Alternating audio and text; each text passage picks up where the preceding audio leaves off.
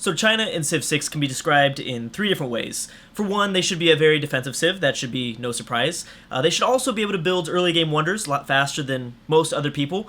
And finally, there's something to do with their special ability and the Eureka system that I think might be exploited by some of the more advanced players. So a new mechanic that Civ 6 is introducing is the Eureka and Inspiration events. This is going to give you either a tech boost or a civic boost, and this is all across the board no matter what Civ you get.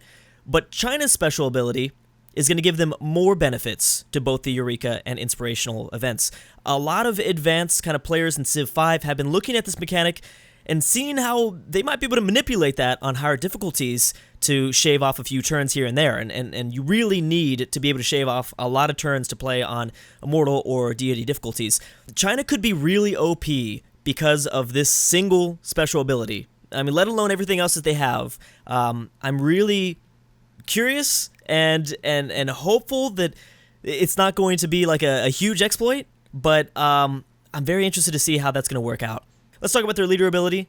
Builders will be able to build, instead of 3 times, it'll be 4 times, which is really useful because you'll find yourself constantly needing to build more builders in Civ 6. Having that extra use is really, really helpful, and it will come in handy in the future when it comes to their unique infrastructure. Let me finish off the second half of their leader ability. They'll also be able to construct with those builders ancient and classical wonders faster. So there'll be an interesting race between China and Egypt for early game wonders. So now let's talk about the unique infrastructure. I think it's only natural that the Great Wall of China can only be built by China, and I actually kind of like this change. It's now a tile improvement, and rather than just a wonder. And provides obviously defense and golds at the beginning of the game, but this is really cool. Then it will turn into culture and tourism later on. I love this idea. That's such a cool sort of concept to have a tile improvement or a wonder or just a building in general that offers you different yields and different bonuses depending on the era. And that's how I'm assuming that China is going to switch between the defense and gold to the culture and tourism later on. Probably at a certain point, maybe the information era, you start to generate those bonuses. Builders must also build each individual tile, so you won't be able to just get this massive wall. You're going to have to really sacrifice some of that extra building slot you have for the builders naturally because of the leader bonus to really defend your empire really well. Finally, their unique unit, the Crouching Tiger Cannon. This is a high power and single hex ranged attack while not requiring special resources to build.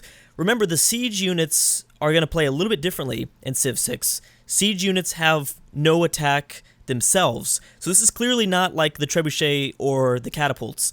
This is going to be a standalone because it clearly has its own attack. I'm very curious to see exactly how much more powerful they are, and being able to build these things without any sort of resource will be useful.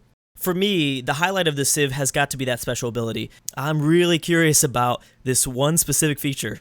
So let me know in the comment section down below what strategies you'll use as China in Civ 6, and if you want more Civ 6 leader breakdowns, they'll be right over here. I'm having a lot of fun making these. Hopefully you guys are enjoying watching them. Thank you guys for watching, and I'll see you guys next time.